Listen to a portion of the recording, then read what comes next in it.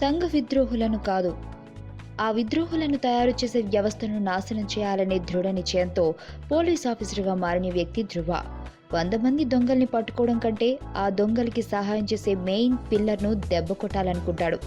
ఆ మెయిన్ పిల్లరే సిద్ధార్థ్ అభిమన్యు. మెడికల్ సైంటిస్ట్గా, ప్రొఫెషనల్ బిజినెస్గా పైకి కనిపిస్తూ ఎవరికి తెలియకుండా ప్రభుత్వాన్ని సైతం శాసిస్తుంటాడు. అటువంటి అత్యంత శక్తిమంతుడితో కండబలంతో కాకుండా బుద్ధి బలంతో హీరో సాగించిన పోరాటమే ధృవ కథాంశం. సిక్స్ ప్యాక్ ఫిజిక్ తో అబ్బురుపరిచిన రామ్ చరణ్ పరిణితి చెందిన నటనతో ఆశ్చర్యపరిచాడు. ఎమోషనల్ సీన్స్ లో అక్కడక్కడ తేలిపోయినప్పటికీ యాక్షన్ సీన్స్ లో దుమ్ములేపాడు. ముఖ్యంగా విలన్ పాత్రధారి అయిన అరవింద్ స్వామితో మైండ్ గేమ్ ఎపిసోడ్స్ లో అరవింద్ స్వామితో పోటీపడి నటించిన తీరు బాగుంది. సినిమాకి హీరో రామ్ చరణ్ అయినప్పటికీ కథకి హీరో మాత్రం అరవింద్ స్వామి.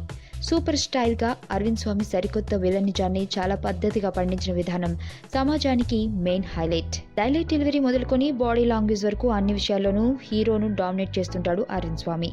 రకుల్ ప్రీత్ సింగ్. రకుల్ ప్రీత్ ఈ సినిమాలో గ్లామర్ డూస్ మరింతగా పెంచింది. పరేషానురా పాటలో సముద్ర తీరంలో ఆరేసిన అందాలు మాస్ ఆడియన్స్ ను ఉరుతులోగించడం ఖాయం. అలాగే పెర్ఫార్మెన్స్ పరంగానూ అలరించింది.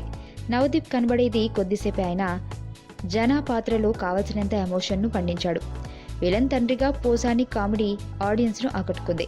మిగతా నటీనటులు అందరూ పాత్రకి అవసరమైనంత మేరకు చక్కని నటనను కనబరిచారు. హిప్-హాప్ తమిళ పాటలు ట్రెండీగా ఉన్నాయి. బ్యాక్గ్రౌండ్ స్కోర్ మాత్రం ప్రతి సీన్ ను తారస్థాయిలో ఎలివేట్ చేసింది. నేపథ్య సంగీతం ఈ చిత్రానికి ప్రత్యేక ఆకర్షణ అని చెప్పుకోవచ్చు. పిఎస్ వినోద్ సినిమాటోగ్రఫీ సినిమాకి మెయిన్ ఎసెట్ గా నిలిచింది. Closeup shots, slow motion shots బాగున్నాయి. లాంగ్ షాట్ ప్రోమోస్ కన్నుల పండుగగా ఉండగా సాంగ్ పిక్చరైజేషన్ యమస్ స్టైల్ గా ఉంది. ఫైట్ సీక్వెన్స్ లను డిజైన్ చేసిన విధానం బాగుంది. లైటింగ్, టింట్ ఎఫెక్ట్స్ కూడా బాగున్నాయి. ఏజింగ్ ఎఫెక్ట్ బాగున్నాయి, కానీ లాంగ్ ఎక్కువైంది. వేమారెడ్డి సంభాషణలు మాస్ ఆడియన్స్ ను మాత్రమే టార్గెట్ చేసినట్లుగా ఉన్నాయి. అల్లు అరవింద్ నిర్మాణ విలువలు సినిమాకి రీచ్నెస్ ను యాడ్ చేసింది.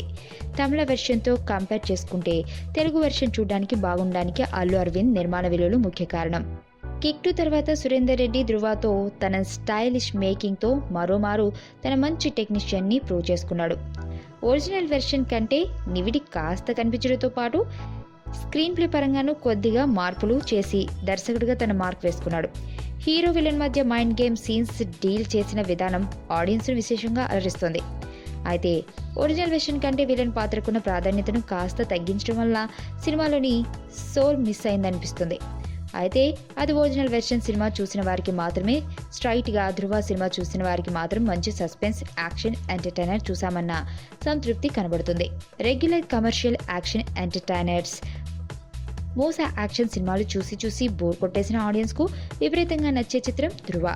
ముఖ్యంగా మెగా అభిమానులు ఈ సినిమా ఓ విందు భోజనం లాంటిది.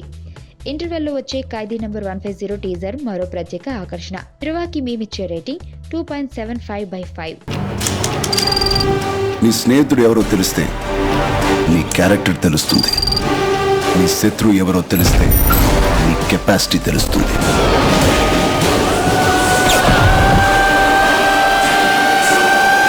నా శత్రుని సెలెక్ట్ చేసుకున్నాను.